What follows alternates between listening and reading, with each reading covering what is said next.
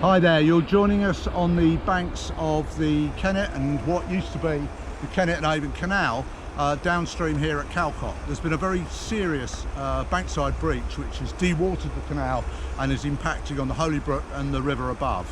I've got Dale Shackelford, Redland District Fisheries Officer, with us. He can tell us a little bit more about what's happening and why. Dale. Right, well, it started off as a very small minor breach in 2019, just literally right alongside the fish pass there. Very small, very easy to repair.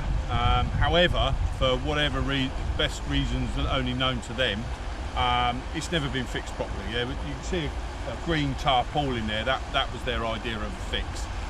Just not good enough. We had a lot of rain last week, the extra water, etc. has effectively cut this channel through. And as you can see, there's one hell of a lot of water going on there. The water should be going over on the pilings over there on the right hand side as you're looking at it. And you can see it's dropped, 3 feet, 4 feet, which has essentially dewatered probably about 1.5 miles, 2 miles of main river Kennet. This has a massive impact for the little tributaries like the Holy Brook and whatever. Because the head's gone, they are now in very real danger of drying out completely.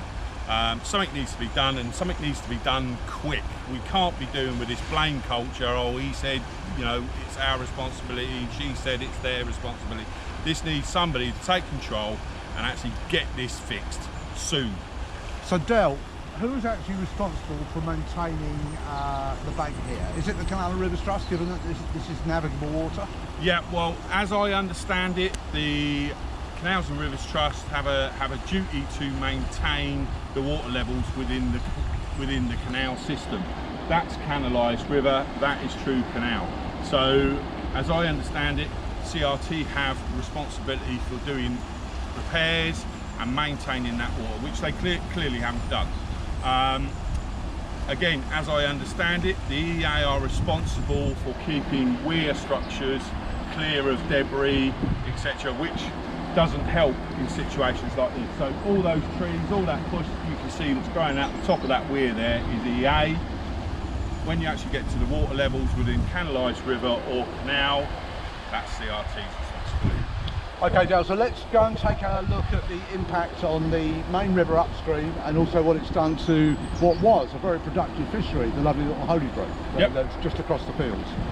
As you can see here on this double bend, this is about 300 yards up from where the breach is, and you can see that the water's dropping down at an alarming rate. This has taken 2 or 3 days, and we're 4 feet down. This continues, and we're going to be in some serious trouble.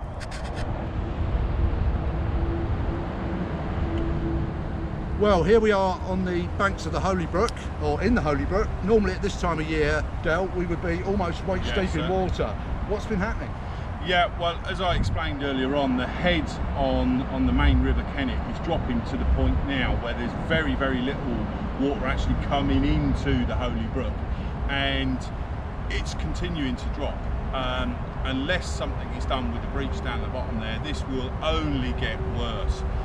We're at the point now where we're seriously looking at perhaps carrying out some fish rescues, particularly upstream, where we're just going to have to start moving and transferring fish downstream, because if this gets any worse than it is now, then the fish are going to struggle for somewhere to be actually living, and the predation is going to be incredible, because when fish are packed tightly into small spots, it just gives the predator an ideal opportunity to have a good feed up. Well, we're very proud of the Holy Brook, and it's a great little fishery, and it's clearly a threat. So I think the next job for us is to send this video to the EA and to the Canal and Rivers Trust and really press for action to repair that breach, because it's causing a lot of damage for many miles of fishery.